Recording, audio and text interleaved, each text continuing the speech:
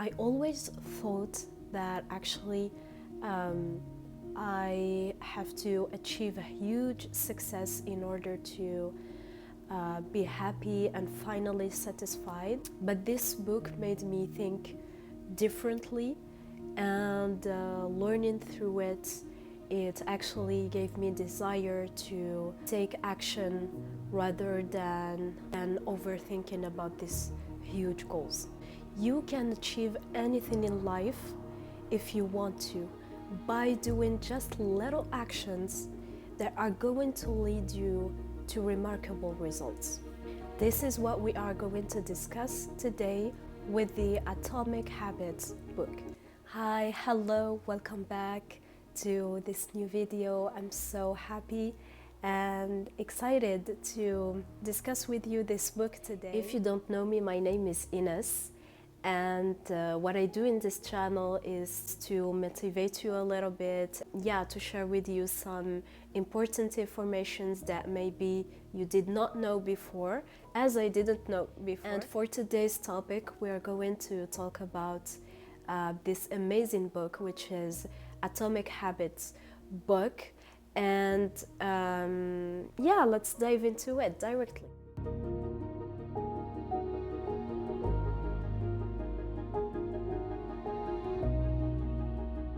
This book have 5 important points to discuss. The first of them is the 1% changes over time. I'm going to talk also about how to focus on systems rather than focusing on goals. Identity change is the North Star of habits, how to build a habit, and the 4 laws of behavior change. So to start about the first idea, which is the power of 1% changes over time. The author James Clear said that actually if you are better 1% each and every day, you are going to be 37th better by the end of the year, which leads us to this quote of the book: habits are the compound interest of self-improvement. Just to give you an example to understand more, so we are probably procrastinating a lot on reading books. Why is that? Because it have a lot of pages and it's just so boring for us. But why not divide it into better and into 1% action, into a simple action, which is actually reading each and every day 1 page, just 1 page. Of course you're going to say, oh my god, just 1 page. Yeah, just 1 page. It's going to take for you at least 5 minutes or less. And of course you're not going to see the changement in the short term. So for 1 year you read already 365 pages of the book. If it is not all the book that you read, I hope that you understood the meaning. And which leads us to another quote that I'm going to read to you. Good habits make time your ally. Bad habits make time your enemy. This point that I'm going to explain to you is very important, because if you don't try to introduce a new habit into your life by just a small action, actually bad habits are going to introduce themselves just like that. So for instance, if you're not going to try to read a book, you're probably going to do another thing, which is maybe watching Netflix. And I'm not telling you that watching Netflix is bad, but not for 3 hours. Please, not for 3 hours. But yeah, this is what happens actually. So you're going to watch it today, and you're probably going to like the series, so tomorrow also, and the next day also, and it's going to be just like that, because you introduced a bad habit into your life. Now, I'm going to present to you the plateau of latent potential, which is basically just like that.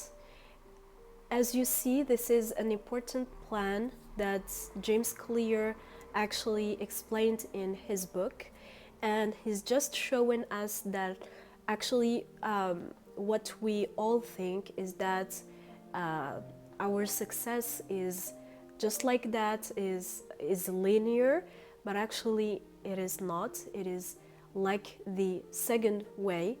A lot of people, or let's say the most of the people, are discouraged very quickly in the first while, because they are doing some efforts and some tiny habits and actions, but they are not seeing any differences in the short term. So they give up very easily, and they get lost into this valley of disappointment. While others, like this 2% of people, are continuing, and they are achieving their success, because actually, yes, you're going to introduce these little habits, but you've got to be absolutely patient in order to see the changements in your life for the long term. We're going to discuss the second important point, which is focus on the systems rather than focusing on the goals. The writer and the author of the book explained to us 4 problems why we should not focus on goals. The first problem, it's because winners and losers have the same goals, and he gave us this very interesting example. There are 4 players who want to win the race. So the 4 of them have the same goal, which is winning the race. But who is going to win it? Actually, it's just one player, one runner, and the 3 others are losers. I mean, in the example, okay, with all the respect, but in the example, yes, the 4 have the same goal, but 3 losers and 1 winner. So this is why you should not focus on the goal, but on the system. The second reason is because achieving a goal is only a momentary change. I'm going to give you an example for myself, like washing the dishes. And girls, you're going to understand this very well. You want to wash the dishes, yes, so I may have this energy to go on and wash the dishes, but if my system of washing the dishes is not very good, so I'm going to have the same problem, which is maybe washing the dishes more and more and more often. In this case, I should not focus on the goal, which is washing the dishes. I should focus on the system. How can I change the system so that I can manage my time more easily? I am maybe going, just when I eat, I wash my spoon, I wash immediately what I ate on, and then I have a more easily solution to not have, all of these dishes once at all. So this is a great solution to focus on the system. The third problem is that goals restrict our happiness. Yes, I'm going to be happy only if I achieve this goal. No, it's not. It's restricting our happiness, rather than if we should enjoy the system and we should enjoy our journey while we are going to this goal. Just wanted to come on here for 2 seconds. I'm seeing that a lot of you are watching my videos. I love you so much, but you are still not subscribed.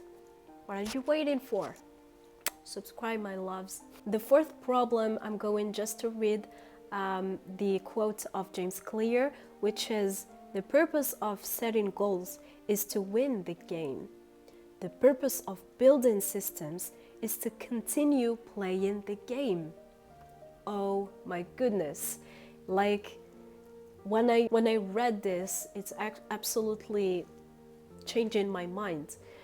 For instance, I'm doing YouTube not for the aim of winning something or winning the goal, or of course I have a goal, but it's not the most important for me. For me, I'm focusing on the system because I like doing videos, I like sharing informations with you, and I am doing it with pleasure and I'm enjoying it. So this is what is keeping me and pushing me to do more and more videos, because if I'm going to focus only on the goal of hitting 1,000 subscribers, I'm going just to be crazy and I'm going to be disturbed. So this is the meaning of the quote actually. I'm not winning anything, I'm not winning the goal, but I'm just continue to play.